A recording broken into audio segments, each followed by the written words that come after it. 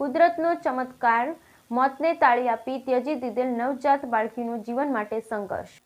સુરેન્દ્રનગર જિલ્લાના ધાંગધ્રા શહેરના ઈશદરા અને હરિપર વચ્ચેના જંગલમાં એક નવજાત બાળકીને ક્રૂરતાપૂર્વક ત્યજી દીધેલ હાલતમાં મળી આવતા ચકચાર મચી જવા પામી. હરિપર ગામથી નજીક જલદરા હનુમાન મંદિર પાછળ અવાવરૂ જગ્યામાં બાળકીને શરીરમાં ખાડામાં દાટી માત્ર મોઢું બહાર રાખી પથ્થરથી ઢાંકી દેવામાં આવેલ હતી.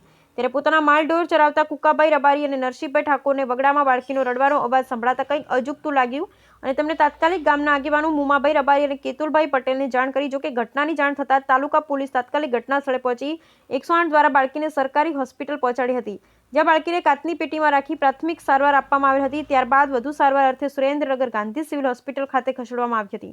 આ તકે લોકોના ટોળે ઉમટી પડ્યા અને મોતને હાથતાળી આપી નવજીવનના વધામણા કરી રહેલ નવજાત બાળકીને હર્ષભેર વધાવી તો બીજી તરફ બાળકીને આવી રીતે ક્રૂરતાપૂર્વક ત્યજી દેનારને તાત્કાલિક શોધી કડક સજા કરવામાં આવે તેવા લોકોના ઉગ્ર રોષ પણ જોવા મળ્યો. Bureau report Hitesh Rajpara, Dhrangadhra. મારું નામ મુમાભાઈ વજીયાભાઈ રબારી, હું હરિપુરનો રહેવાસી હું.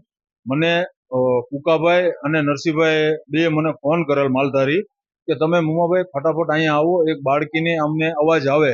તો અમે બધા મિતુલ અને અમે 4-5 જવાને ગયા અને અમે જોયું તો બાળક હતું. તો એ બાળકને માટીમાંથી કાઢ્યું અને બાળકને તરત પોલીસને ફોન કર્યો, 108ને ફોન કર્યો. 108 અને પોલીસ તરત આવી ગઈ અને અમે એને લઈ અને સરકારી હોસ્પિટલની અંદર અત્યારે હાજર આવ્યા છે.